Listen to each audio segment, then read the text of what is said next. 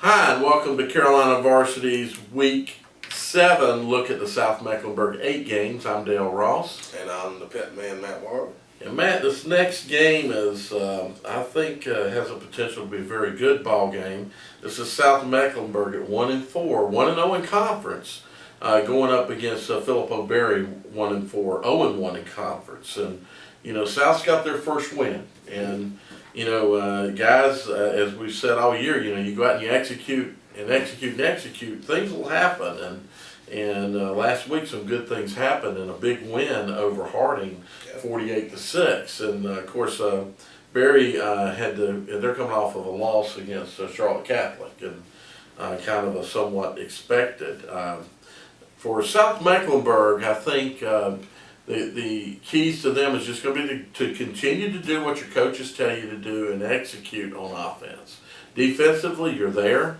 Obviously, you need to continue executing, but defensively, you're there. You just need to contain the big play. That's what Phillip Berry's going to be all about, is big plays. And so, contain the big play. Keep Omar in check. Offensively, as I said, you know, you need to execute. That's just going to be the biggest thing. Execute. You'll get your points. Kicking game is a strong thing for you. You know, use that advantage to flip the field. For Phillip Berry, I think they need to limit mistakes, first of all. They need to, I think, hit South Mecklenburg hard and fast. You know, they need to come out and try to make a statement.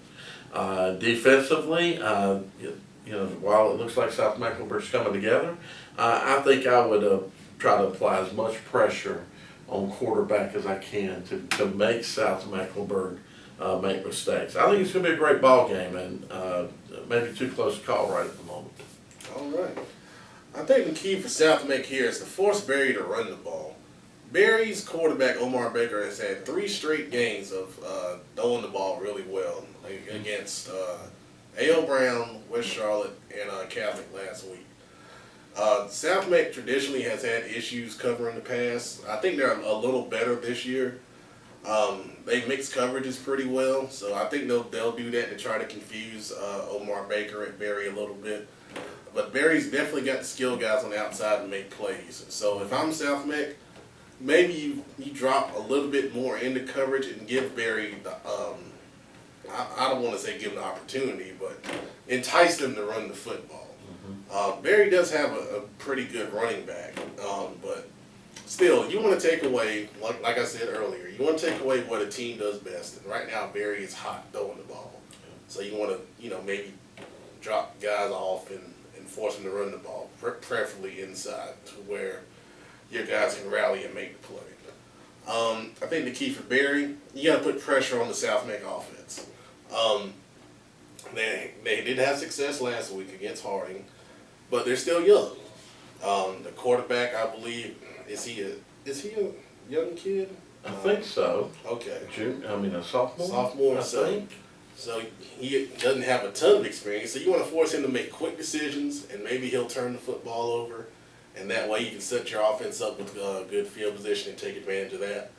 I definitely just wouldn't sit back and play a base defense. Coach Taylor is too smart of an offensive coordinator, and he'll find something against a base look that'll work. So I think you mix your stuff up, send pressure, force them to beat you, and I think eventually you're going to get some turnovers and things to go your way if you're Berry. But I agree with you. I think it's going to be a really good ball game over at Berry.